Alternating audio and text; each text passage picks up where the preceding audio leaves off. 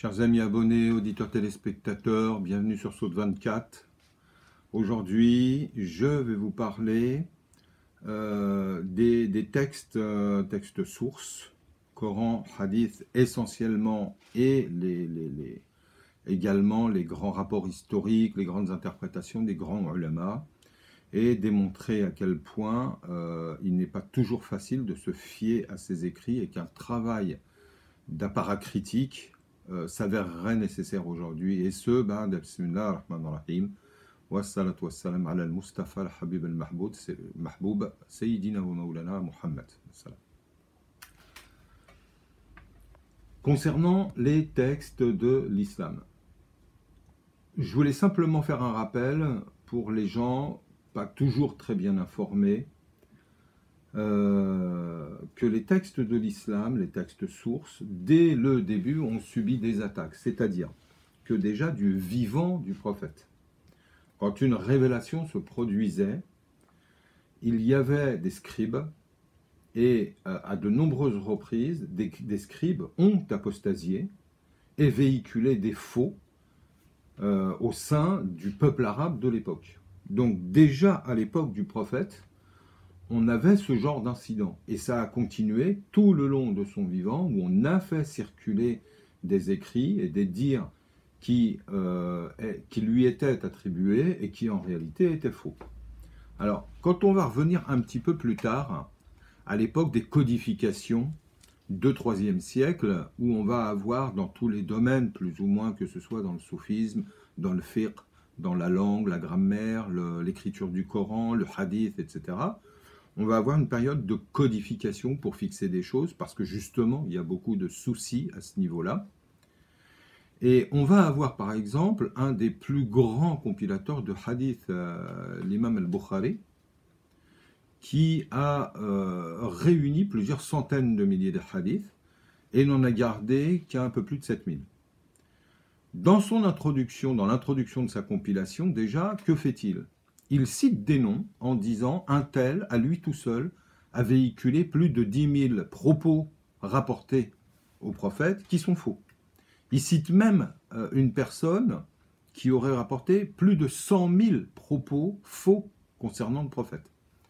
Et ça s'est retrouvé à toutes les époques. Par exemple, dans le domaine de l'histoire, c'est pareil. On a des compilations historiques sur l'histoire des débuts de l'islam, sur la compilation du Coran, sur la sunna du prophète, comment est-ce qu'il éduquait ses compagnons, quelle était sa méthodologie spirituelle, mais quels étaient les arcanes de la politique qu'il mettait en place, puisque le prophète a été un homme qui a rempli de multiples fonctions. Et là encore, on s'aperçoit que d'une compilation historique à une autre, on a des contradictions qui nous laissent des fois pantois, parce qu'on se demande comment est-ce que de telles compilations et de telles oppositions, de différences dans les compilations ont pu se produire.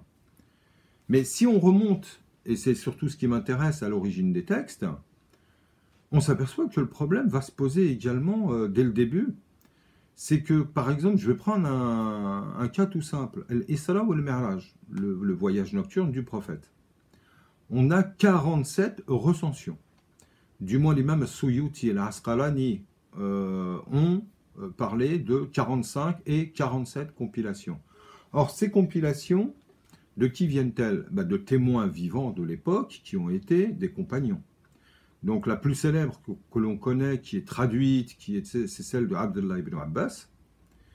Maintenant, ce qu'il faut voir, c'est que dans le travail, par exemple, de Suyuti et de l'Asqalani, ils ont fait ce travail d'aller relever des différences entre les compilations, entre les rapports de ce voyage céleste, qui est un événement de la vie du prophète, et c'est un problème que l'on pourrait retrouver dans beaucoup de domaines concernant toute la période prophétique.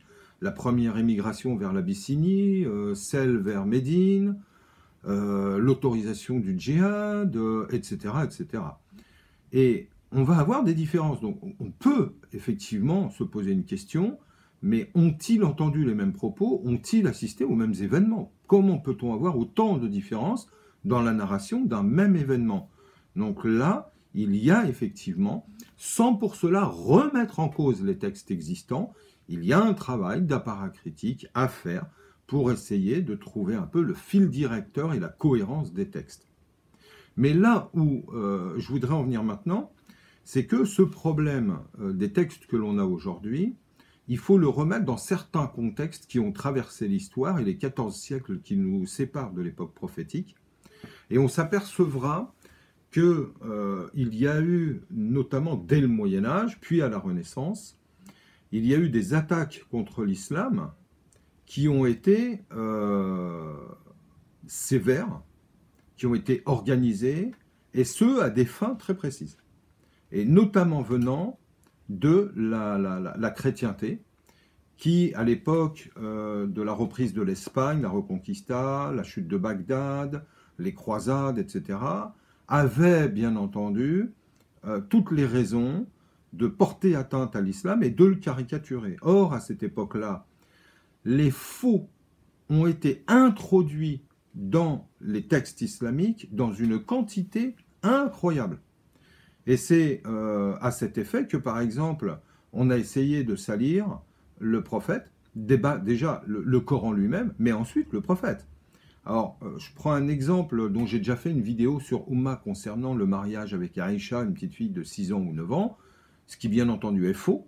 Donc je renvoie à cette vidéo que j'avais faite où j'apporte les éléments historiques pour démonter cette thèse. Mais il y en a une autre qui est tout aussi pernicieuse, c'est un prophète guerrier, assassin, etc.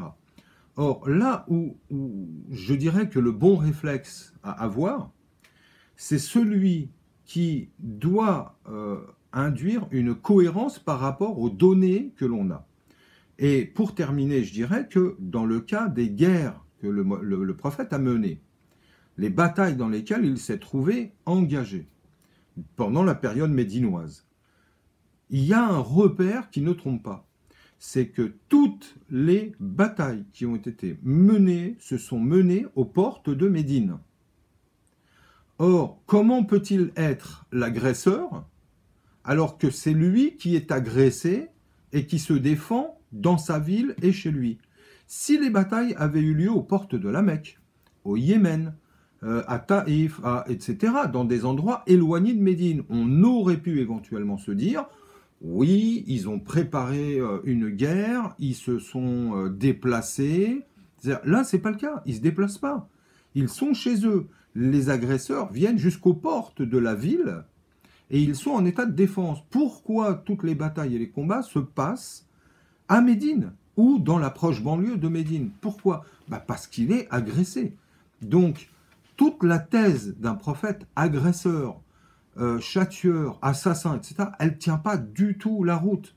Et je reviendrai sur ce sujet concernant notamment le rapport aux Juifs, les Banu Qaynuqa, les Banu Qurayda, les Banu Nadir, où là encore, on a répandu des tissus de mensonges sur le comportement du prophète, qui était une miséricorde universelle et qui nécessairement, oui, n'a pas pu faire ce qu'on lui reproche. Mais ça, ce sera le sujet d'une autre vidéo. Je vous remercie de nous avoir suivis et encore une fois, pensez à garder un esprit critique quant aux données qui vous sont fournies de par les interprétations, voire jusque dans les hadiths. Et s'il y a bien évidemment des hadiths qui sont faux et qui sont encore malheureusement véhiculés aujourd'hui, je ne parle pas simplement de mauvaises interprétations, mais bien de hadiths qui sont faux. Je pense que tous les grands savants qui nous ont précédés dans les siècles passés l'ont reconnu, mais que entre le fait de reconnaître qu'il y ait des faux hadiths, entre le fait de les comparer au Coran, puisque c'est la première règle, et entre le fait de se dire on va mettre tous les corpus de hadiths de côté, il n'y a pas un fossé, il n'y a pas une mer, il y a un océan. Et ça, c'est également une trahison de l'islam. Merci beaucoup de nous avoir suivis. Au plaisir de vous retrouver très bientôt. Salam alaikum.